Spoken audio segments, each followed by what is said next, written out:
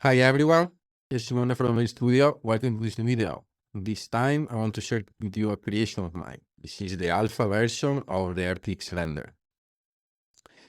You can find this project in my Patreon, and this project will be free for everyone with a limited resolution for a limited amount of time. So you can get it now for free in my Patreon, and the project will lock itself to July. This situation where I release something that we get locked will be repeated, and I will use this like event so to engage with the community around the project, having feedback and make it as good as I can, and then maybe in a point of in the future, maybe sell it. So this is what my idea behind the project. It's explained a bit here. So it's closed source. You can try it, and at the end of it should expire. I hope if you keep it, it's okay. It will expire that day. Okay. So this is why you're having a ray tracer in Touch Design. Before you ask, no, this won't work in a Mac because it's purely NVIDIA based 100%. From the ground up. You can read a bit here. I will just scroll where I need. It's here. So this version of the render work with attribute only, so you have no texture. And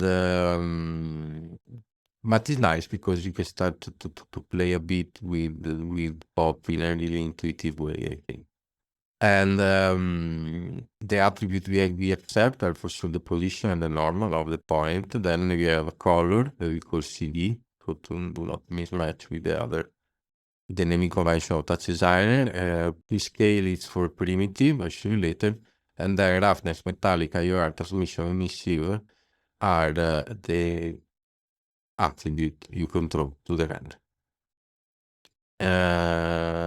10dD is for the hair and order as well. Okay, so expect crashes, and if something's not working, this is why we are all together here to make it better. 3, 2, 1, go. Okay, so here we have the missing demo. So why are we doing ray trace? Because you can do pretty cool things with light, like emitting light from object. You open the demo, it's like this, kind of cookie. Yes, very cookie. Yeah, maybe I should ship it like this. Okay, I throw it here. Then you see that you start to have a tiny bit of ghosting. Well, so you get this scene is very much cookie now. It's like kicking 10 millisecond of my for 4090, but you have the possibility in the page of this operator. In this case, it's C++ top, which is loading the DLL automatically, so you don't need to care. You get this folder.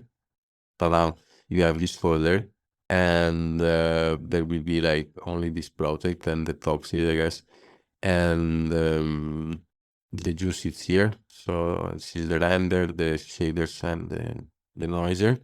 And speaking about the noiser, it's this one, the one from the video game that in the LAA we are skipping we're just extruding the array for the bigger scene. So for glass, you can then throw an upscaler and have a bit of a kind of ghostiness here. But you get a lot of performance back. So it's like an half to do. It's very much cooking. Okay, so this is the operator. I won't tell you much. I'll let you explore. What I can tell you is that there is built-in volumetric system always on, and then this is the lighting page where you can throw HDR contribution. In this case, we keep it low. this is the top scene. Again, I won't tell you much before I show you the table. This is the representation with an attribute pop. You can just name the attribute per point and then play around with them, and the render does the rest. This is how to move text around the torus, basically. You stay first in vertex space, so you read the text and coordinate the vertex space, and then you convert it back to point because the render accepts that to the turning point space. Yeah, so this is the example. You're emitting. I try to be a bit critical, so you get a bit of exploration, explorer in you, you get typed a bit, and boom, this is another render. I thought would have crashed, but no, nice. Okay, so you're rendering a lot of spheres, and they have we are in a volumetric environment, as you can see with the light, and we have natural God rays basically from the render. And here actually you see the quality went a bit down, but because we're in performance mode with the bigger resolution you can get. So because I like to push the geometry level a bit more, so I throw the performance, but if we go in native, this would crash my 4090, but the quality is crazy. So if you need to render, then just throw this and render. Look at this way better. So performance. If you use it with a beamer, you won't even recognize it. People make wow anyway. So, but if you have to render, throw it in like this, so you get better video back with some FPS lost, but quality is always nice. If you have a beefy GPU, it's nice. Okay, so this is the example of the on how to use primitives, basically. Okay, so now you see I am throwing this geometry side, but the render is giving us spheres, and this because we want this, and we can set it here in primitive mode. So if we go in mesh, then you got the mesh, which is this, which is also nice, but we want to use spheres because we want to give a particle looking feelings. This is how you can use optics accelerated primitives with the render. Super fast. Okay, so this is for the how to use the primitives. You just throw any amount of points. This crashed the last time I tried. Oh no, very nice. Okay, see, I'm just throwing point with some attribute, and then the render is doing the rest because we have accelerated spheres with an optic tracer, so it's nice. Get through them a lot. I like to explore. So video I made in my Insta. Layout's nice. Okay. Now last part. This is very cookie. Okay. Be aware when you open it. The last things I want to try to render was like puffy thingy, fluffy thingy, how to say, things with very hairy, okay? And then I end up making this. It is insanely cooking, as you can see, but it's very much nice to see. So if you throw it down, then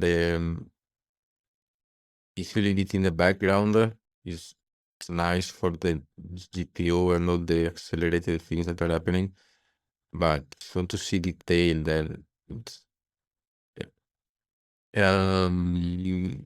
this is an high render. There is also some higher trick here, which is the following. We are using the other type of primitive, which are the pure air primitives. And basically, as you see in top, I'm just drawing lines, and the render due to the attribute stranded all is well documented in the docs, and with the different trend I apply for each copy, then the render draws air. Okay, but if you want to do like way less air, something like this, okay, GPU is now active, and maybe we can play around with the scale.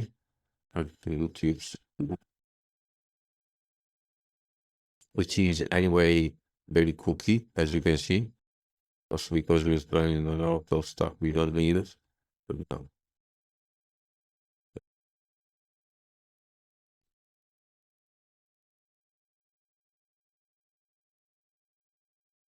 Okay, if you throw less geometry, we can save a bit of calculation time. And yeah, those are actually the two primitives. Those are not hardware accelerated by any meaning, but you can create them fast enough. Okay. There is also a way to make it smooth with less point. I will do less of those. And you can have the cut mold, so they become more soft. I don't like it much, but you have the opportunity. And yeah, this is very, very cookie. So now let's go back to the for the situation. Here we go. And yeah, this is very much cookies destroying my 3090, so be aware of it. Okay, first run of the RTX in 10 minutes. If you are still here, what you're doing? Going at it. Time is limited. Ciao. Ta-da.